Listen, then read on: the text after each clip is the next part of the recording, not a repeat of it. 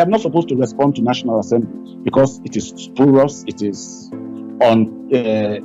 unfounded, and it is not. It is a downright lie that Nollywood supports ritual killing. Did Nollywood train the herbalist that is killing people? What about the police? What are they doing? What about the church and the mosque? What are they doing? What about the elders in the area?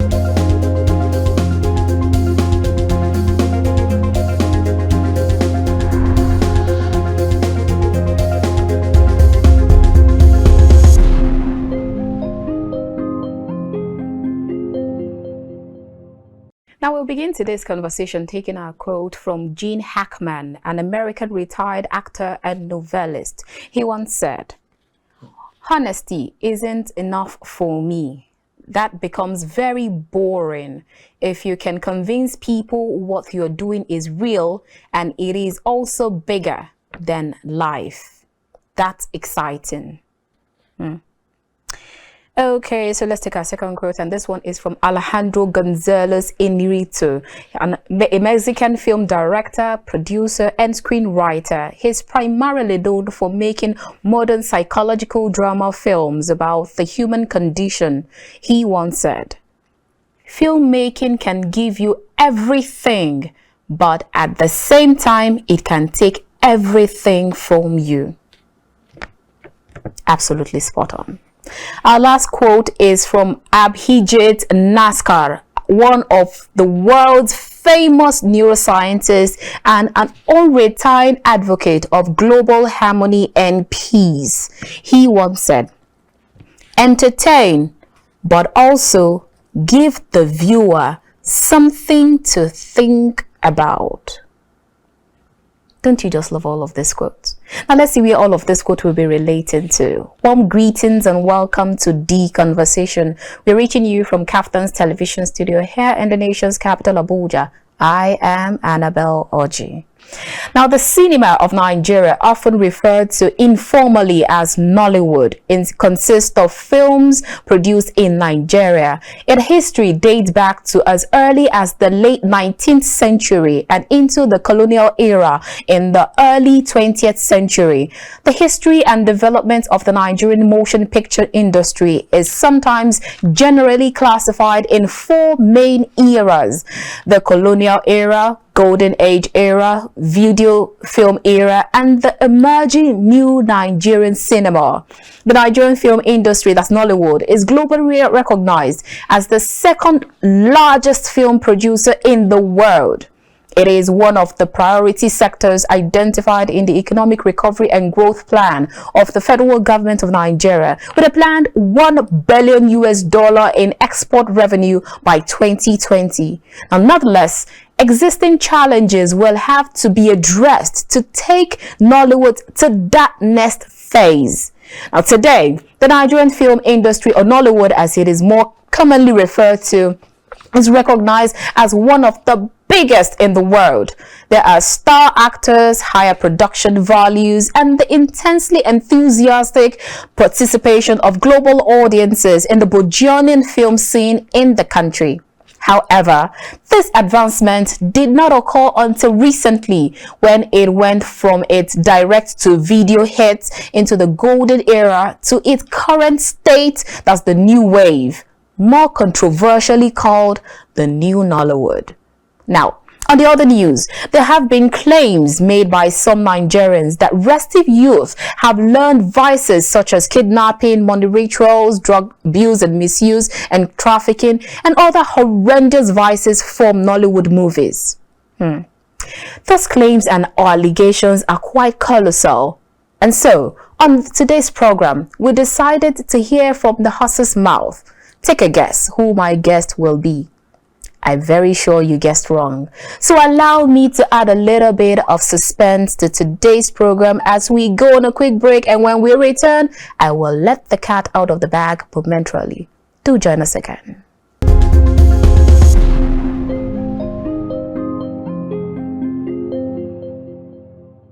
Welcome back. If you just joined us, this is The Conversation. We're reaching you from Kaftan's television studio here in the nation's capital, Abuja. Now, if you just joined us, you're right on time for the interview. Our guest on the show is Jude Chukwuka, popularly known as Marlian Professor or Marlian Godfather. Jude Chukwuka is a Nigerian-born actor who usually features in Yoruba Movie. He's also a movie producer. He's a director, MC, brand influencer. He started his career in the 1970s with a drama presentation for Bishop Olubumi Okoje, who was appointed the Archbishop of Lagos back in the days. Now, since then, he has featured in blockbuster movies like Lockdown, The Delivery Boy, Man of God, Niger Christmas, Castle and Castle, The Mystic River, and so many other movies, way too numerous to mention. Yeah, you guessed right. We are about to get really entertained, huh? Hello, sir. Great to have you. Oh, thank you to be on your show. I'm honored. Great. All right, now let's start by getting up close and personal. Tell us a little bit about your journey, what the public is yet to know about you, and what you have been up to lately. Well, if I have to start, I was born June 23rd, 1965. It will take a lovely story. So let me start from where it is convenient, like what you said, that what have I been up to lately? Lately, I have decided to reposition myself to attract bigger commercial cutting and things like that. I have also deliberately slowed down on my activities on the social media so that when the repositioning comes around, people will not link it to what I intend to break away from. That is where I am now. I am prepping to do a lot of things. That's why we are artists, to reinvent myself. I intend to go into Yoruba marriages because I speak impeccable Yoruba. I'll be running Alaga on one or two marriages. You know, Alaga is that person that MC, so to speak, or facilitates discussion or conversation between two families that intend to marry into one another. So, into each other rather. So, that is one part. I also want to hit at my music career. People are saying, I intend to hit music, you know. I'm working with some young artists to see how we can work together to get this thing out. The third part is what I call Jude's vibration. You know, I am known for singing, vibing to songs of this young generation. But I intend to take it one notch higher by vibing with the original owners of these songs and putting them on YouTube and see where that leads, you know. In my acting life, I am taking this step seriously to go behind the camera and turn out something and get criticized for being a director. I know I have gotten accolades as an actor, you know, like you said, I have gotten accolades as an actor. But as a director, I have not cut my teeth. I've done little projects and all of that. But I am looking forward to actually jump into how far or how deep the rabbit hole goes. Okay, definitely you will. I would love to have your mind to some of the songs that you have because it's really entertaining. But now I learned that you speak and understand both Yoruba origin dialects fluently, the proverbs and all, and you can chant as well in praises of all Yoruba gods and or even the cultural praises, even more than some Southwesterners. In fact, not only Yoruba, but also your Igbo are in a different class entirely. How did that happen? Walk us through that history or route. Well, I was born in Lagos. And Lagos, as at that time, was a Yoruba colony. It wasn't a metropolis. It wasn't a metropolis as it is now. But in our particular area, I was born in Lawanson. I Okay. grew up in Lawanson, and then I stayed in the LSDPC housing estate, low income housing estate, and that in that community is cosmopolitan because I stayed on Fashion Street from number 1 to number 24. You will see that a lot of tribes stay together. So that's where I got a bit of Ibibio. My friend Ufonogon Ekwere is from Etina. So when we get to their house, the father will speak Ibibio to us, irrespective of whether we understand or not. You understand? You that okay. This you understand? He won't use that. Number 8 is the Okos stay there. They are Esa. You know, you get there, their father speaks Ishan with you. He doesn't care. Come here now. You know, so you pick up some of these things. But to go to Yoruba language, I have specific interest, particular interest rather, in that language. It was kicked off when I was in secondary school. There was this girl, Wiba Kabiao. She's now in the US, Rhode Island. She reads Yoruba as easy as hot knife cut through butter. She is so good. Now I read English because we're having literature in English and literature in Yoruba. I read A Tale of Two Cities by Charles Dickens, which was what we're reading then. I'll read it like, so I started saying, I want to be able to read Yoruba as fluently as I read English. And making Muiwakabia my mentor, that's where the journey started. I took particular interest in that language. Okay. Another factor was the old Yoruba films. I'm not talking about this half-baked Yoruba mixed with English films that are called Yoruba films. I mean Yoruba films in the days of men like Lady Paima, Babawande, Yupato Gunde, you know, their likes, Baba Wuru, Fade Yoloro, where for every sentence there is an adjoining adage, because Yorubas have a saying, Ela Loro. If you add adages, people get to understand clearly what you intend to express. So that's another angle that influenced my Yoruba. Okay. Then there is a third character. There is this man that used to cast the news back in the days. Adediran Ajijedidun in Yoruba in Lagos then. I may miss the English news, but the Yoruba news I have never missed. I will run home to write down the new adage of the day. So growing up, I had a repertoire of Yoruba adages, and I became the pride of my group. You know, whenever a friend wants to go marry, he says, Jude, you are going to talk for us, or Jude, you are going to talk for us, and all that. And that's how the interest was cemented, and it became something that I'm earning from these days. All right, now, so I recall you doing a video and dancing to some songs, including Naira Marley's song that went viral and got social media buzzing. And then they started calling you Marlian Professor or Grandpa Marley, which you saw as an honor. Are you truly a Marlian, or are you just enjoying this? And are you enjoying the status, or you're just using us to catch cruise? It could be either. Oh, okay. It could be either. You know, for a moment there, I have always said, for people who criticize the young man, I tell them he is a product of our society. You do not just, if the bean is in the house, then you are attracting flies. You do not spray aerosol. That is temporary cure, because as long as the bean is there, if you kill 1 million flies, more will still come. So why not take the trash out of the house?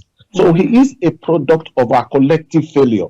So why are we saying that he is bad when the system in itself is not better than the person we are castigating? Okay, so I I enjoy his boldness to dare to say some of those things he says. To say he is so down to earth that he will say some things that his contemporaries will not dare to say, so that they will not be sanctioned, so that they will be in good books of the powers that be. But he doesn't care. And because the society is operating at his level, he has more fans than those who want to be in the good books of the powers that be. So when I look at him all of the time, it reminds me of our collective failure. And that is how I always look at it. Not that I sing his praise, not that I raise him above every other person. Not that, no. What I do is every time I see Naira Marley and see how successful he is, it reminds me, it brings to view the failure, the collective failure, the societal failure, and on which he has thrived. So if you want people like Naira Marley to be out of the picture, then you up the ante in societal standards. Okay, that's it. All right, so let's talk about that Malian song that you mime to, Mafo. A lot of people see Naira Marley as a controversial person. So when he sang that song, people just jammed to it and danced to it. But when you sang that song, the same song, you gave it a meaning and brought the message home. It sounded more like an advice. I'm sure even Naira Marley didn't know how weighty the song is before he released it. Was it intentional for you? No, it wasn't. It is also the actor in me coming to play. You know, this thing came up during the coronavirus where nobody could go out. So I was just catching cruise at home and I was trying like a comic relief. Things. You know. Then before Naira Marley's Mafo, I think I have done his Soapy where he's indicting the prison's authorities for the things that are going on in the prison. You know, I bet you know Soapy, brother. You understand?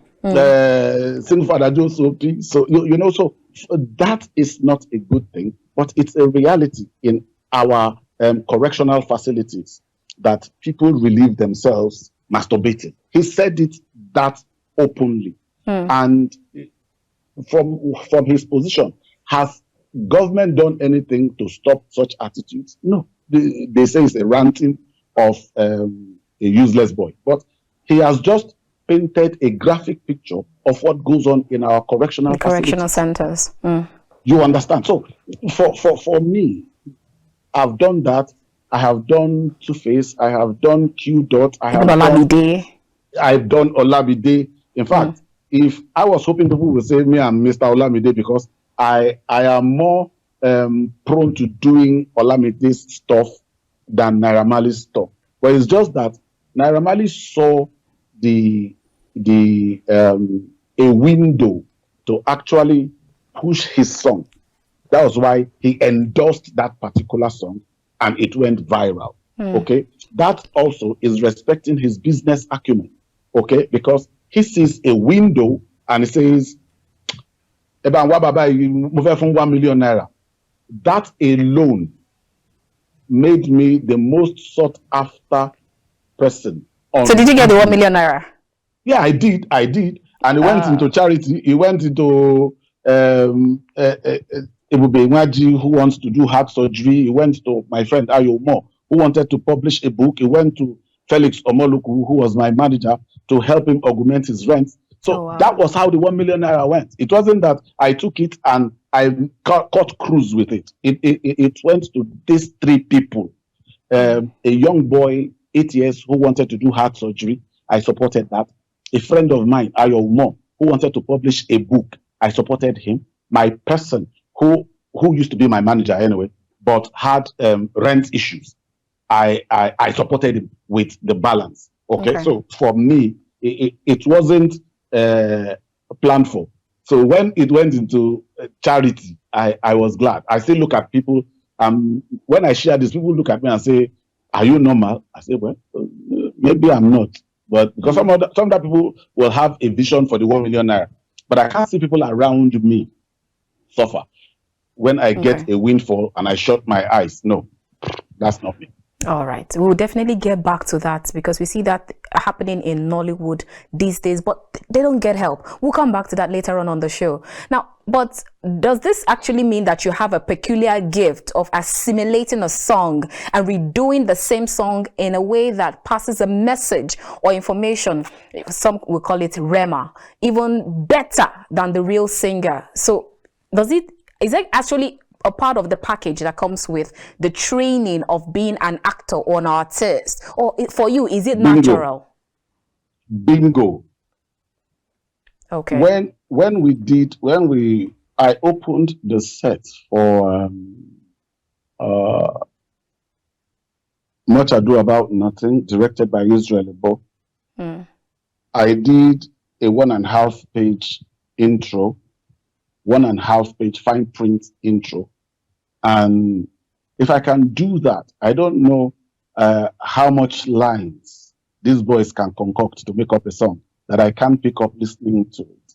Okay? So that's why I said bingo. That it comes with the training as an actor to be able to, okay. Very funny, like, you understand? So for me, and because of the kind of person I am too, I am very young at heart. So I can identify with what they are doing. Okay. You understand? I'm not listening to it with the intention to dance to it because my bones will begin to creak. You understand? but for the fun of it, let me just listen to what these boys are saying. And lately I've been listening to Ashake. The boy is something else. The boy is something else. It's great. So that's how the thing is.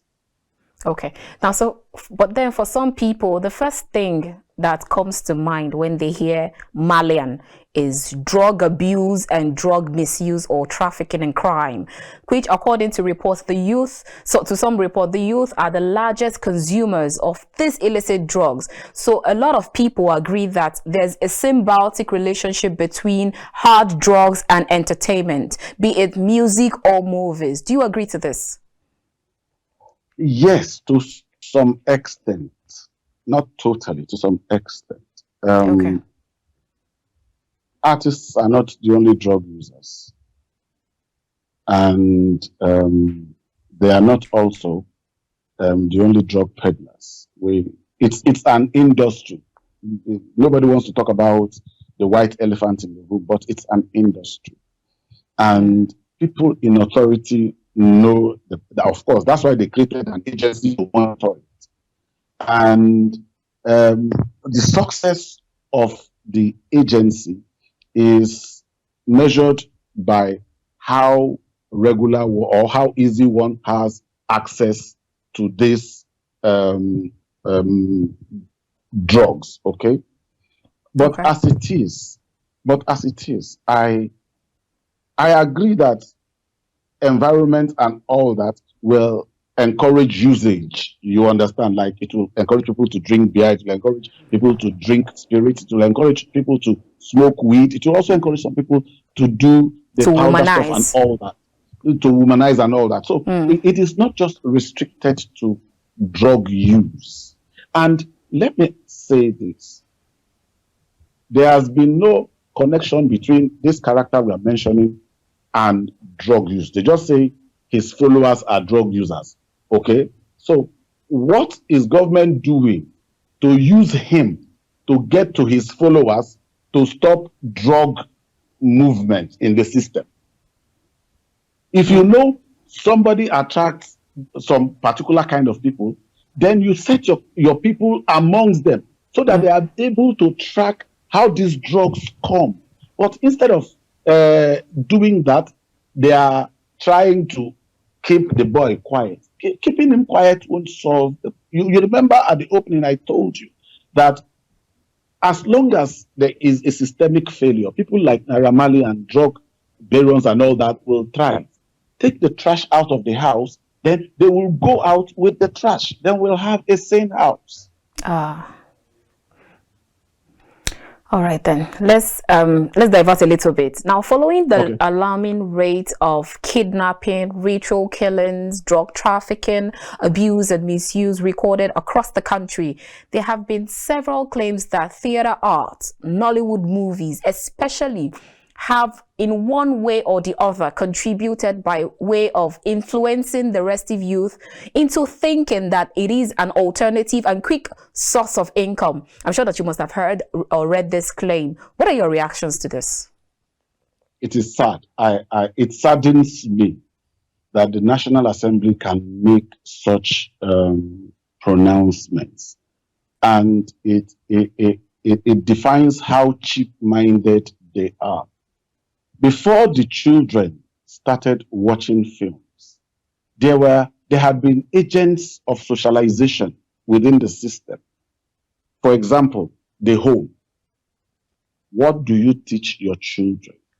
What kind of relationship do you have with your children? If you have a good relationship with your child and you are mentoring your child, then the child sees something that is not part of what you have warned, what you have not introduced to him. There's every likelihood that the child will walk away from such a thing. Okay? But most parents have transferred the training of their children. They have mortgaged their children's future in looking for money. So they are looking for who to blame for their failures. The politicians, for example, how many of them stay in the house to monitor their children? Is it not house help that train? Is it not house help that train their? Okay, they have gone for convention now. For like 4 months, they have been planning for the convention. Who will take care of their children at home? Is it not whatever the child sees that the child will watch to hold himself? So when they make such pronunciations, and most of my colleagues are comfortable with it, it saddens me. That's why I will say, I as a person, I am working on projects that would help us contain this. It's a personal thing. I am not supposed to respond to National Assembly because it is spurious, it is unfounded, and it is not. It is a downright lie that Nollywood supports ritual killing. Did Nollywood train the herbalists that is killing people? What about the police? What are they doing? What about the church and the mosque? What are they doing? What about the elders in the area? I remember when we were growing up, Yorubas have a saying. They say, but today, if you correct another person's child, they will call police for you. Since we have said we want to live like that, we should also learn to live with the ramifications of our decision. Because these are the fallout of when nobody can help you talk to your child when you are not around. You understand? So the child becomes a nation on himself. And before you know it, at 17, at 14, he's using because nobody can tell him don't use. If they tell him don't use, he tells his father a lie. His father calls police for you and they lock up the whole village. So what happens? So these are the consequences of the new Nigeria that we are looking at. Because when we were growing up, all of these things are there. But there's this fundamental fear that if XYZ sees me, he will tell my father. Or if YWX sees me, he will slap me and I will not be able to report at all. So why not stay away from such things? So these things are, like I said, it still boils down to the collective failure of the society. Because ritual killing, to take a man's life is not easy. And people do it for a job. They have made a profession out of. I saw one that said he has kidnapped over 50 people, 5,000 naira for a human head. And I was like, hello. Hello. If everything that government said they will do, they have done, nobody will be under pressure to look for money. If there is regular power supply, people will go and start businesses and won't have to think of buying generator. If the police are functional, people can work and be sure that if anybody does anything wrong to them, they'll be able to catch them. But these systems have failed, and you are looking for sacrificial lambs, and the sacrificial lamb you have decided to use our Nollywood actors. It is preposterous. It's unacceptable. And it's Now, unfounded. aside the National Assembly, you also have the Minister of Information and Culture, La Mohammed, who disclosed that filmmakers in the country have been asked to avoid making money ritual content, as he stated that the federal government's decision to sanitize social media is hinged on confessions of some money ritual suspects. And then some people pointed to some of the movies that they watched back in the days, like the Ahanas, the Naked, the Pretty Serpents, rituals, blood money, karashika, and all. So do you find any relations with this? Okay. This argument will go on forever. It's like the egg and the fowl. Which comes first? You understand? Are Nollywood actors mirroring what they are saying in society? Nobody's looking at that one. Because some stories you watch on Nollywood are based on people's experiences. Okay. So is Nollywood copying from society? That's one. Or is it the imagination of the Nollywood people that is influencing the society? It is difficult to say. Because when they catch Nollywood act, but when they catch these people, they catch them real life. They are not actors. They do it, which means it's an industry in itself. Okay. The herbalist did not start money ritual because the Nollywood actor said it. No, the herbalist had been before some of this before these Nollywood actors were even born. He had been doing that because they will catch some. They will ask them, "For how long have you been doing it?" Babalawo ni mi o ti lé lógójì ọdún. How old am I? Tí ẹnìkan tí ń ṣe babalawo lógójì ọdún. You understand? How I am 58, and the guy say he has been doing herbalist of money ritual for 40 years. Why didn't you ask him his clients? You understand? And when did Nollywood start to compare to 40-year-old man that's a 40-year-old experience in doing this money ritual? So it is unfounded. Let those who point accusing fingers at Nollywood do what they are supposed to do. Abi, is Nollywood responsible for the killing in Owo?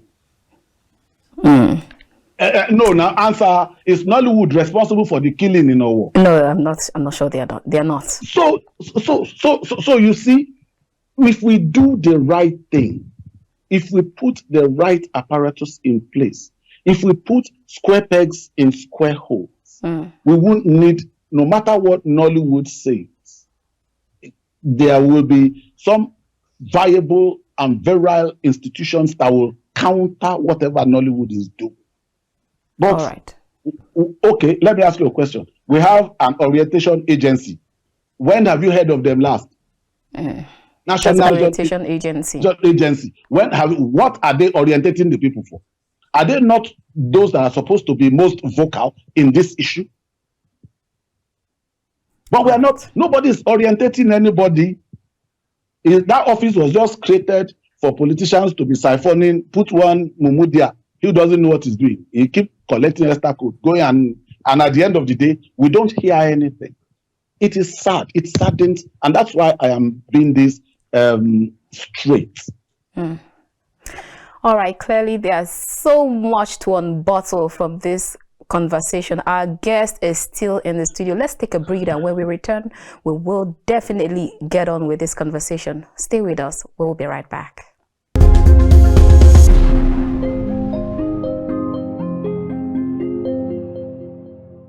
But we know here. Okay. All right. Oh, yeah. It is there. It's okay if you get back because Almighty day there. We only salo. Mata ton síbẹ̀, matu ta pọ́npọ́n bí obese re bàbá ton síbẹ̀. Ẹni dúró. Finally.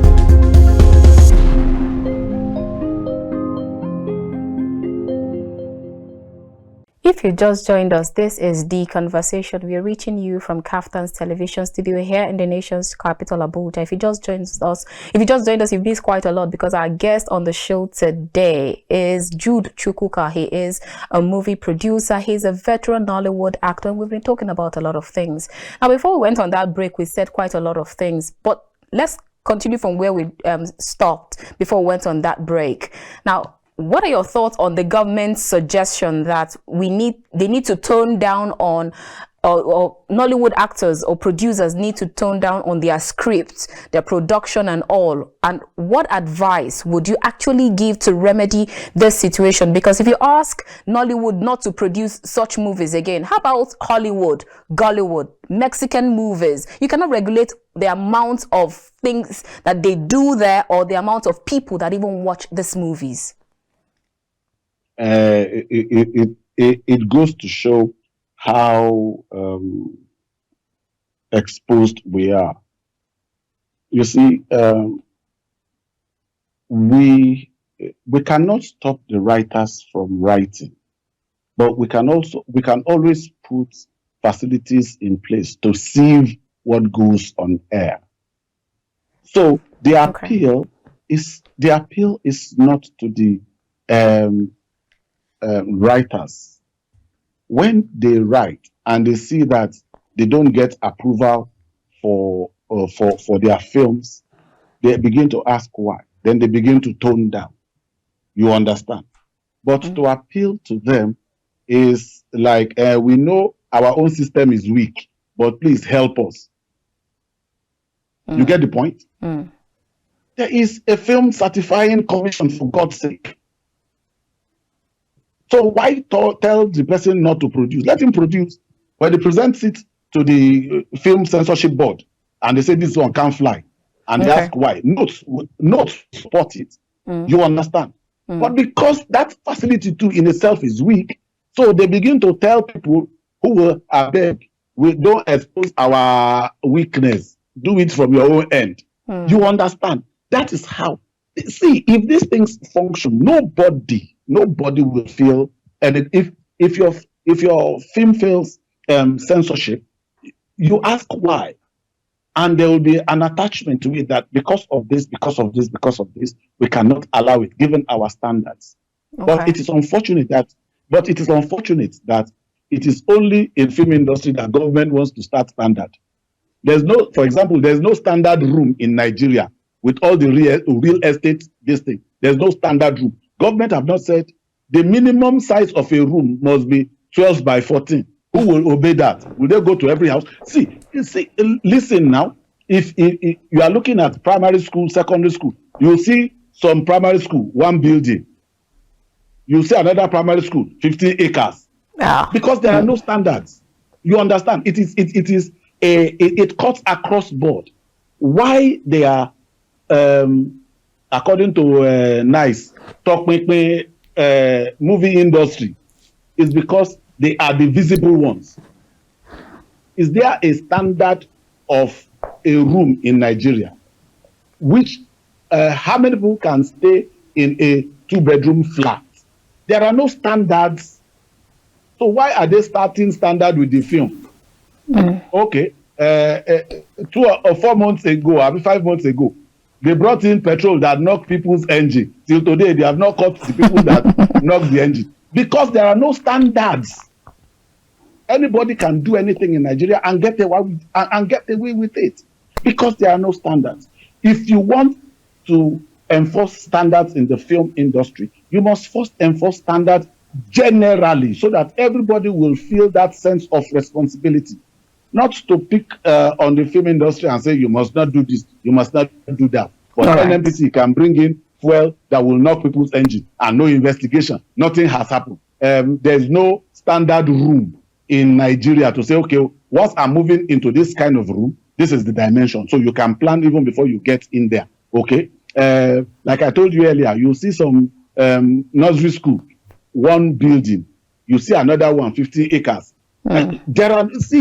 Government must get this standard thing serious before they address the movie industry. That's the way I see it.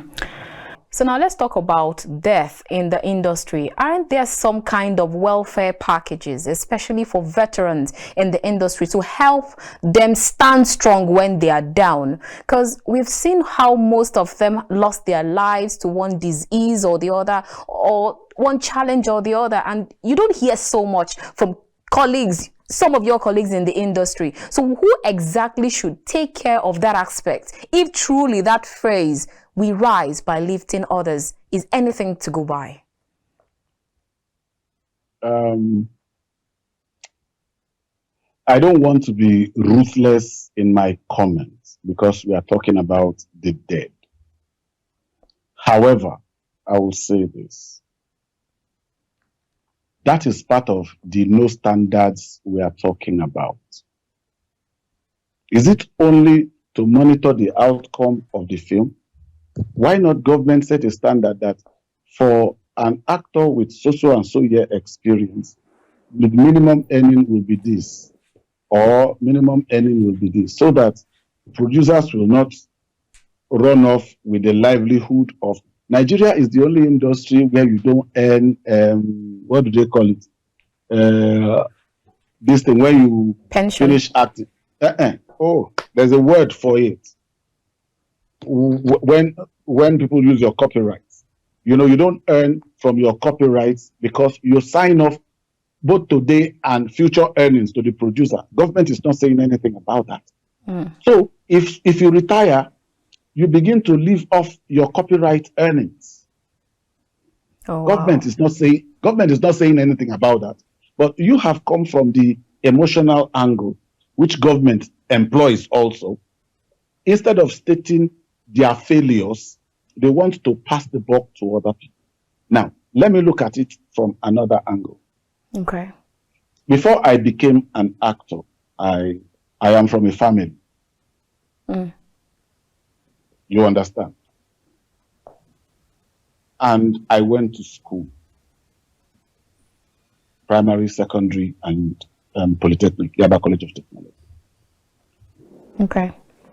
Besides that, I worship in a church. Okay? That is before. Those are things that I did before I became an actor. Okay? Let me say it like this.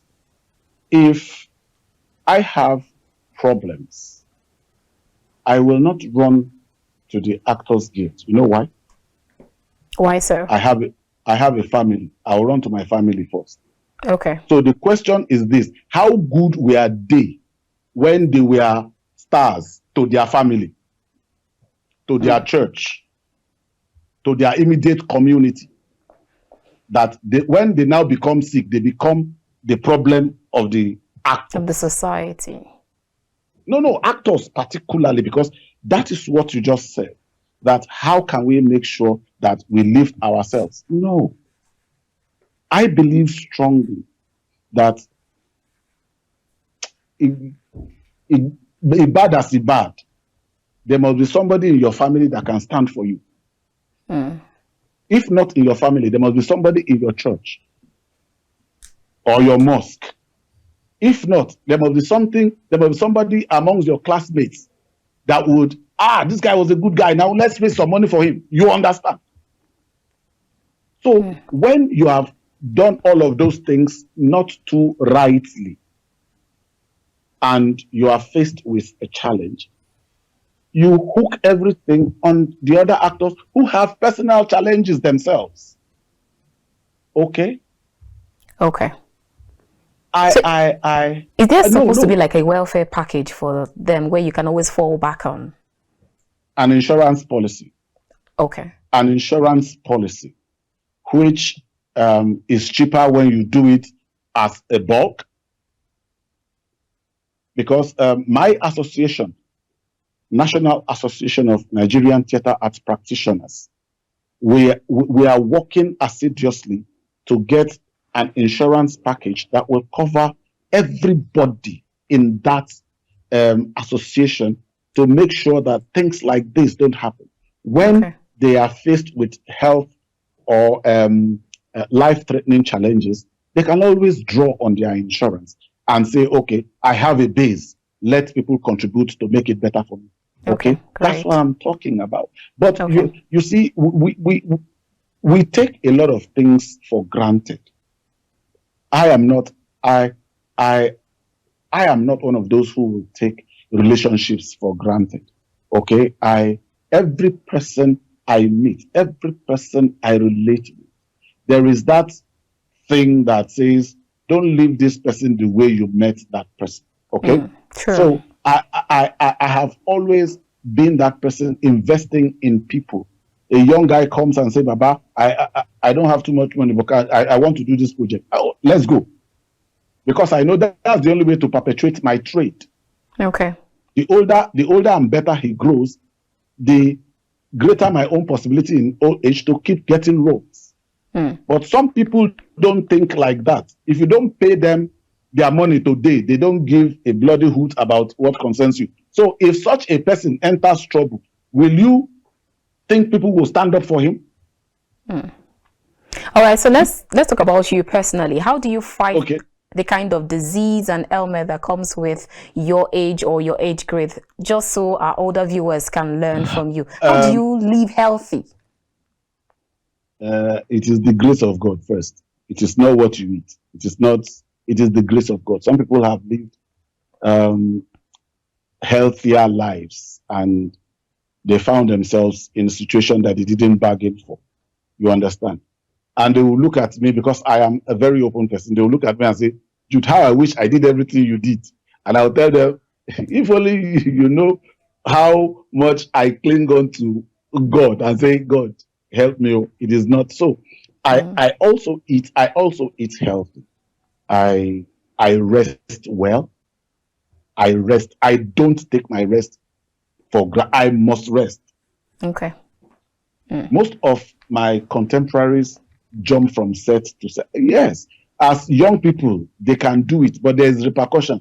Yoruba say, Ẹlẹ́dẹ̀ Adọ́yọ̀, ariwo lápọ̀, ẹsẹ̀ yájú mọ́tò ara ní ń fàbọ̀ sí. You understand? If you jump from set to set and you've not given yourself time to rest, it's not going to end well.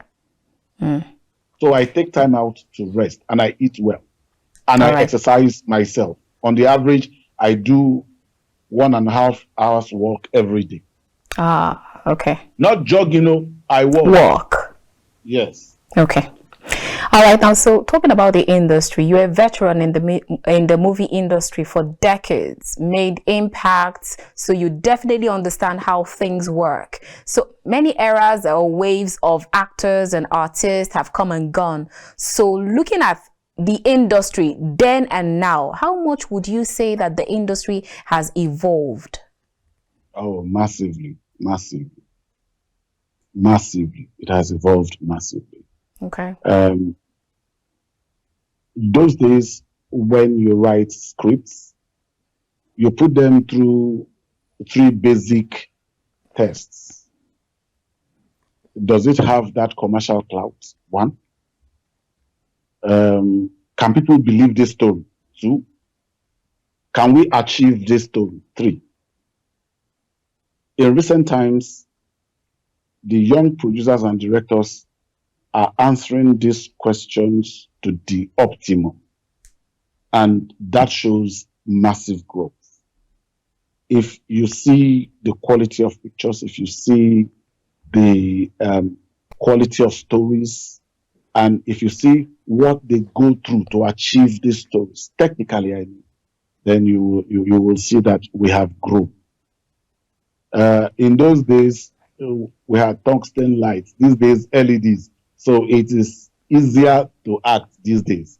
But in our days, when they put on one tungsten light, red head, you will know in 2 minutes why they call it red head, because your own head too will be red from heat, you know. But today it is more convenient, and the equipment that they use these days are really light that can help them shoot impossible angles, not those big cameras that is difficult to maneuver and all that. But on the whole, we have moved. And when you check and when you check the box offices too, boys are doing they are getting the chin-chin. The thing is rolling in. All right, now still on Nollywood, how far so far has it been reflecting on the past and the present, and where we're actually from the past, where we're still using cassettes, VHS and VCRs to DVDs and VCDs. Now it has actually evolved. People no longer even want to download movie. They just want to go straight to stream live on Netflix and so how has it been for the industry and the players to go with this flow, and what is the future outlook for the industry? We still have this cinema mentality. You understand? And because the on-demand platforms that you mentioned have a standard, only very few of our professionals can meet that standard. Okay. However, if you visit the YouTube, you will see boys gearing themselves up to be able to meet the on-demand platforms that you mentioned earlier. Okay. But on YouTube, you will see them create things that are close to what is acceptable by those platforms, and they are using the YouTube platform to cut their teeth, so that when they feel they are matured enough, they can face. Yes, it's we are moving. We are moving in every sense. We are moving. Okay. Now, still speaking of development, I hear people say that this one is Premier Movies and this one is the normal Nollywood or the Asaba movies. Help us understand the difference. The difference is cost. The difference is the cost of production. Oh, cost of production. Okay. Okay, when you do Asaba movie, you can do part 1, 2, 3 with 2 million naira. Okay. But in the premiere thing, that is a fee for one actor. Okay? Okay. And that is just the difference. And Asaba, not just Asaba. Let me quote a young man, Imo Umoren. He's a Nollywood director. I acted with him way back 2005 on The Station, a TV series. But he changed lane early to becoming a director. Okay. He said Nollywood is both a genre and an industry. A genre because they shoot crap. An industry because there are still some intelligent people who want to make good and quality living from that industry. So that is the divide. Okay. Asaba movies are beginning to up their ante now because they are going to YouTube, and nobody will take crap on YouTube. They can watch the beginning, but when they see it's crap, they shift to another thing. So they are upping their ante. Now, staying from where you just landed, over time, everyone tagged Nollywood movies as not being suspense-filled. With that popular mantra, you can tell the end of the movie from the beginning. From the beginning. Unlike Hollywood movies, and then they are also the Mexican movies, which seem to be topping the chart. But it looks like the scriptwriters are beginning to help to change that narrative. What exactly gives? Yes. I want you to watch Ajoche. Okay. You can watch it on Showmax. 260 episodes. I can assure you, you will waste your 1 week once you click play. Because you will not... A lot of intrigues, a lot of twists, a lot of turns. The guy that you think will survive 2 days, two episodes after will die. You'll be wondering, so how will this thing end? I know because I participated in it. Okay. So are we ever going to get to that point where in Nollywood movies, where like you see in Bollywood or Hollywood movies, where the actors can just jump out from a plane, or all those stunts that you see in Hollywood movies? Would Nigerians ever get there? Sister, easy now. If you work out first, you be wish Make we work out first now. You know, But we don't do waka since now. Na crawl we dey crawl. You say we dey waka. Oh, really? Na crawl. Now we just they try to hold something waka. You now say make we begin run 100 meters. Babe, I tire for you. See, our budget in Nigeria to shoot a film is the best film doesn't hit $1 million.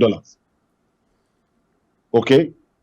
Now, here you see somebody shoot Avatar with $600 million. Are you going to get the same thing?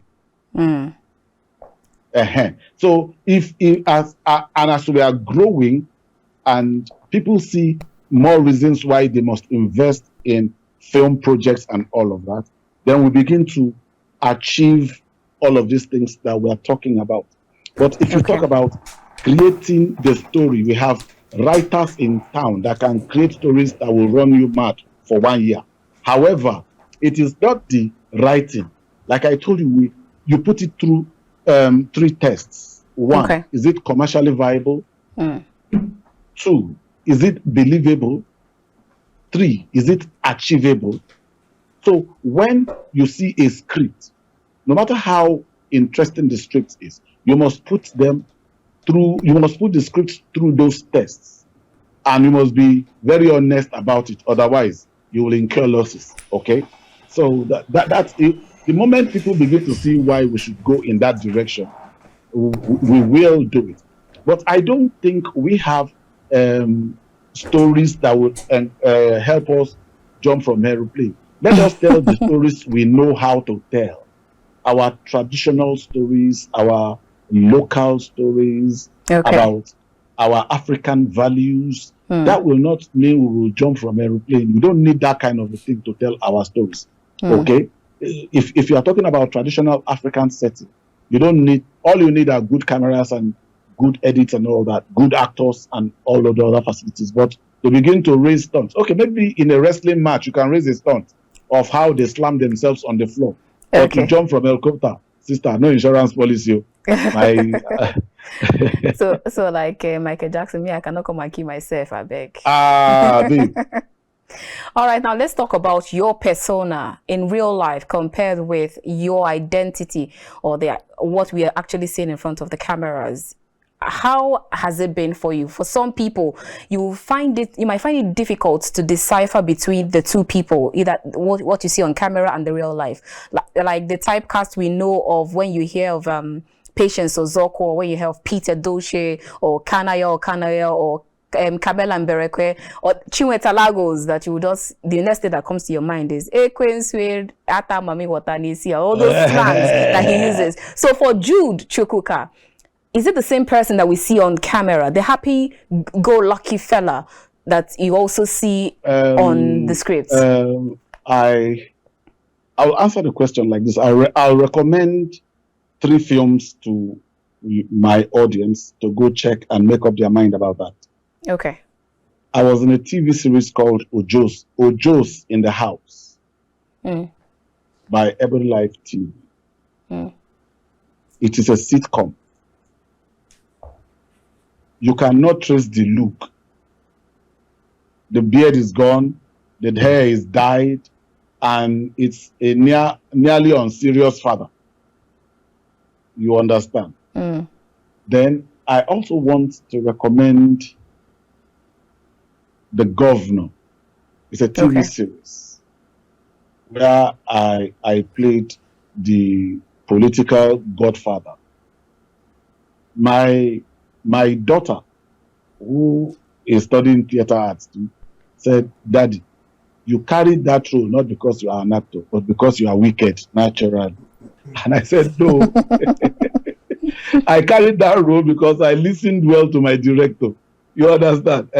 Not because of... She said, no. It is too real that your anger, your courage, everything about that thing speaks wickedness. I said, well, which means I've succeeded in carrying out my director's instructions very well. Okay. Then I want them to also see Ajoche. Now, me in the traditional setting, you won't be able to trace who this guy is. And I get this often from first-time fans. Okay. They will look at me and say, you are too different from what we see on television. Here you are very calm, happy, jovial and all that. But on television, you scare people and all that. I say, yes, if I do that, it means I have successfully carried out the instructions of my director. Of your Simple. script. It has right. no connection with who I am. All right. Even as we begin to round up, our time is fast spent. I have two questions, and I'd like you to answer them in one breath. Do you ever have any regrets, like I should have told this path, either career-wise or in either way, either career-wise or in what you do?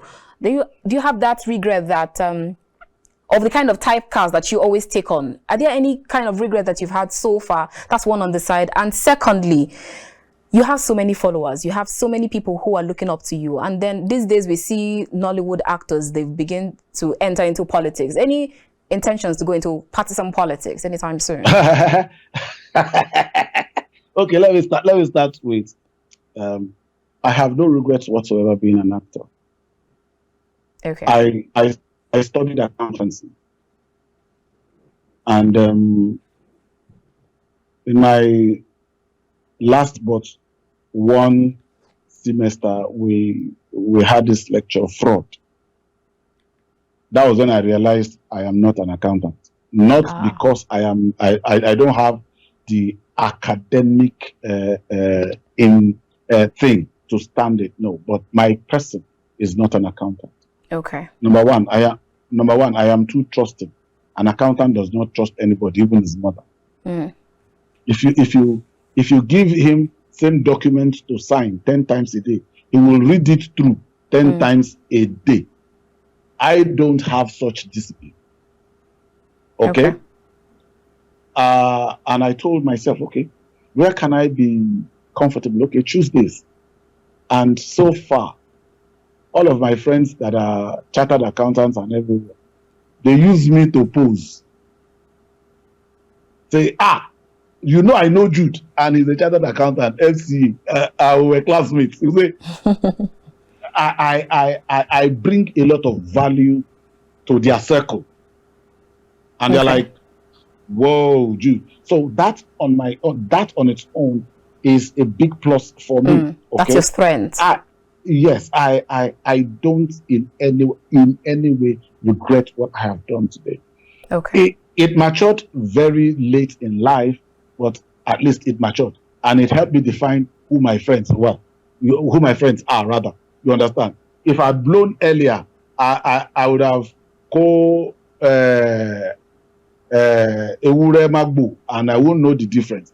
But as time went on, people kept disappointing you, and you keep weeding. It's a weeding process, and I don't regret where I am today. I am if I have to live my life again, I will do the same thing. Okay. So how about politics? And politics, every human being is a political animal. It's just the degree of pressure within you that you can make a difference, that compels you to show your face and say, or throw your hat in the ring and say, okay, I'm in for this battle. I can't rule it out. I will not rule it out. Okay. But so far, I have not found a worthy followership, because when I say followership, people who share your idea. Your ideology. You see, some of these things I say on air with you. Some of my contemporaries can't say it because they leak boots, they leak bots, they leak anything. So they have politicians as friends that will tell, why did you say that? I don't have politicians as friends. I don't do anything with them. Hey, Jude, Bawoni, how are you? That's Grandpa Malian, and I don't have their phone numbers. Okay? So I can tell you what I feel now and not have regrets that one friend will call me and begin to chastise me for having an opinion. Most of them, if they've not been involved in politics at some point, they eat from the palms of politicians. So, that's... All right. All right, our time is fast spent. But before we let you go, we need you to mime any song for us. That is the second eventually. We want you to mime a song for us before you go. Which one do I do now? Anyone. Okay. Olamide is here, just like the first time of the year. I knock out MCs like Banga, then I throw them in the air. This will blow. In the blink of an eye, them disappear. The ones will be able to try to make some, but we know here. Okay. All right. Oh, yeah. It did. It's okay if you got my back, because Almighty did. We only salo. Mataton sibe, matuta pompom bio besere babaton sibe. Any duro, finally. Thank you so much, Jude Chukwuka, movie producer and Marlian Godfather. Thank you so much. Yeah. It's actually been a wonderful time having this conversation with you. Thank you so much for joining us. All right, viewers, this is where we draw the curtain on today's episode of the show. I'm sure you must have been rightly educated, entertained, and informed. I will definitely see you again next time. Keep watching The Conversation, because you never know who my next guest will be and what my next topic will be on. I'll see you next time. From the nation's capital, Abuja, I am Annabelle Oji. God bless Nigeria.